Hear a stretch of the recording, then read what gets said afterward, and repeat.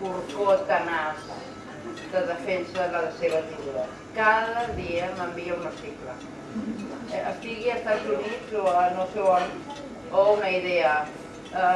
Clar, quasi no tens temps d'elaborar, però la vida és molt important, la coherència entre les idees, els valors i la professió.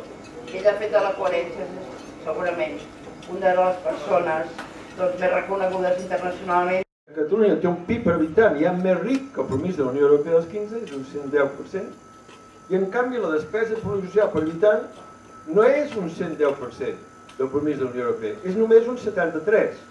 Si fos un 110, tindríem 19.600 milions d'euros més.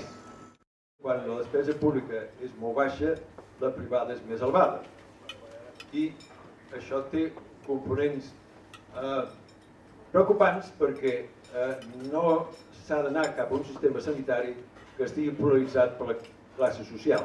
No és bo per un país que la gent amb més renta vagi a la privada i les classes populars vagin a la pública. Això no és bo ni pel sistema sanitari.